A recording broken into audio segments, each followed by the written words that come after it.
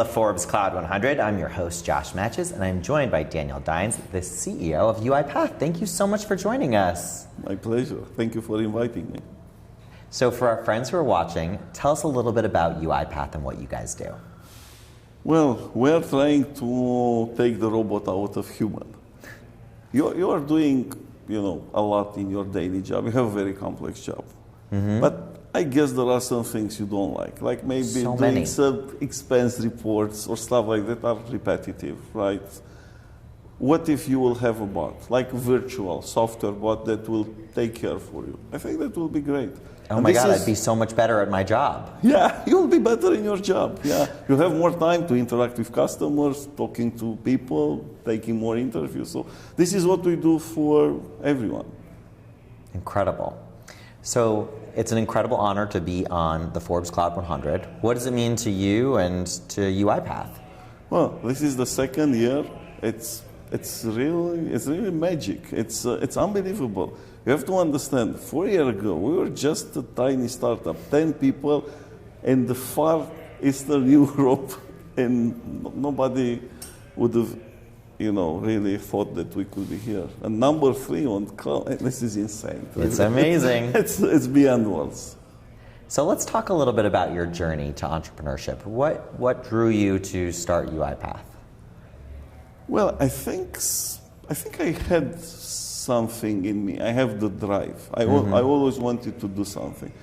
I used to work for Microsoft, so I moved from Romania to Seattle. I worked 5 years in Microsoft, but I didn't feel I can make my voice heard somehow. It wasn't my playground. So I made the craziest decision in my life to go back. Really, trading off security for completely craziness. And 10 years it was basically a disaster. But I had something that I thought that there is something there. So I don't know how to answer this. I think it's in everyone. But I thought deep inside me, and since I was born, since I was 10, that I have something to say. Initially, I wanted to become a writer, really. I'm really big into reading fiction. So my desire was to actually write a novel. I ended up kind of building a novel with a bit of drama. It's a different creative outlet. It's a different one, yeah, but it's good. It's good. You have to feel it somehow. So how does UiPath play into the future of work, and how is robotic process automation going to change the future, the way we all work? I think we are assisting at a big transformation wave, and I think our way of not automating jobs, because we really don't automate jobs. Our way of automating tedious activities, it's gonna transform jobs big time. It's more like the assembly line meant for car manufacturing. Or in agriculture, automation means people will become more supervisors of robots, like managers of robots. They will have a counterpart where they will delegate. And so I really believe it's a fundamental shift from what we see. And we are playing in the white-collar type of industry. So we are doing with computers, in a way. If you look, they automate somehow the calculations, and they change paper with magnetic disk and so on. We complete the phase of entering data into computers and taking that out of computers. So we put people and software, we connect them much better. And we remove a lot of work that actually productivity tools like Office brought into the picture. Incredible. I mean, it's all about getting rid of some of those mundane tasks. Absolutely. So that we can focus on being more productive. Yes. And I totally understand that, and I understand that's why you guys are so high on the list this year, which is incredible. I also know that you're rapidly expanding from Seattle to Brooklyn to Romania.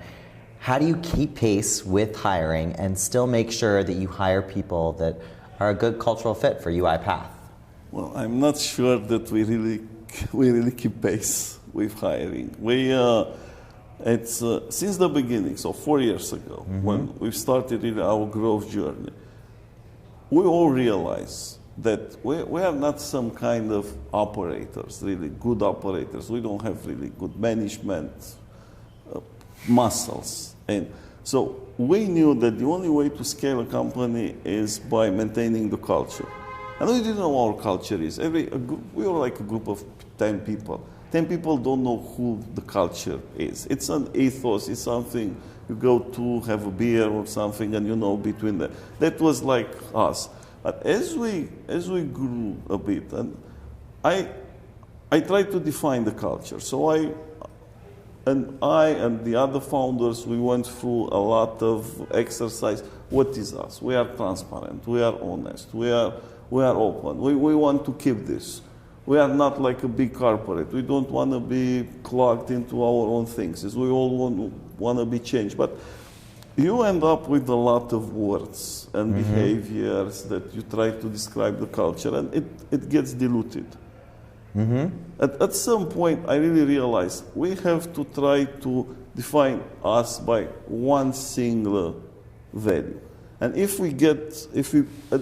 after a lot of thought, we come with humility as our core value.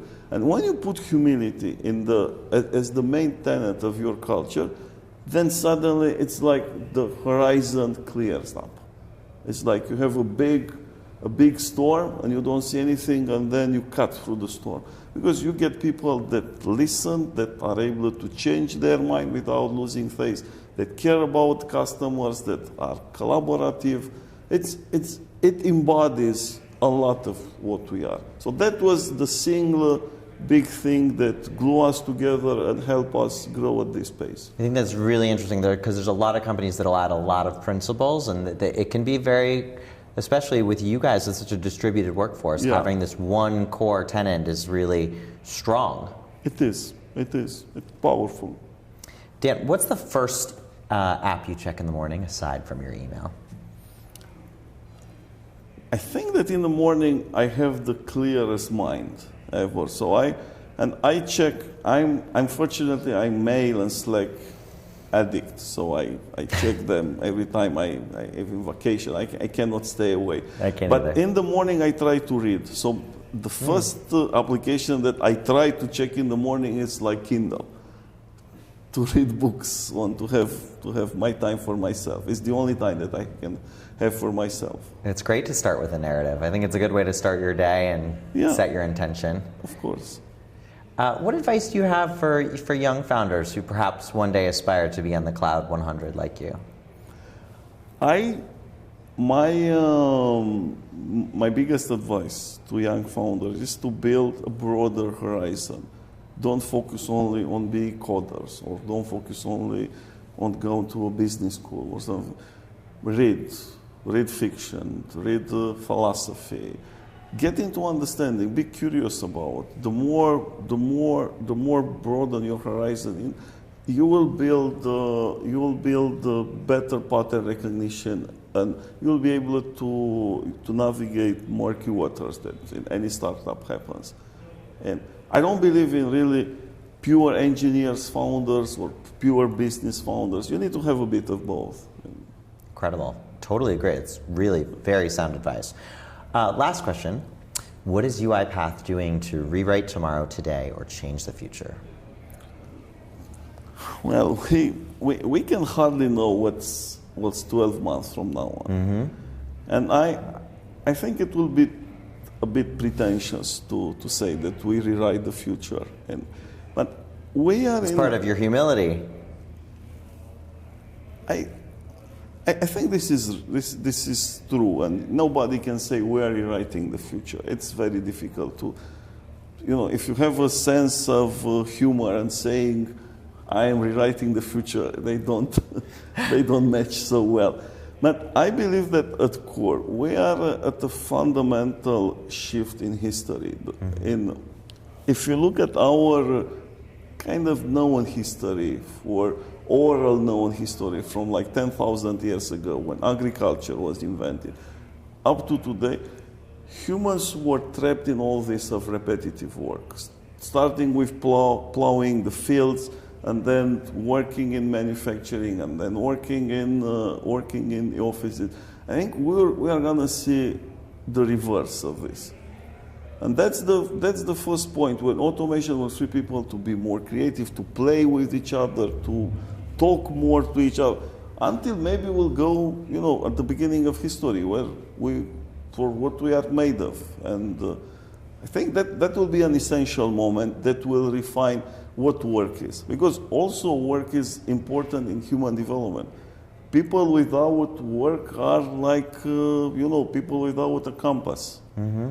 Purposeless, of course. It's purposeless. So work gives us purpose. It's not. We will see in the future people working for purpose, not for making the bread.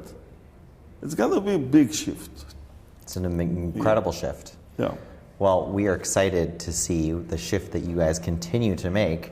And congratulations again on being on the Forbes Cloud 100, and enjoy this incredible dinner tonight. Thank you so much. Thank you so much for inviting me here. It's a great honor and privilege. Thank you. It's our pleasure. From the Forbes Cloud 100, I'm your host, Josh Machiz. Stay tuned. We have more interviews coming right up.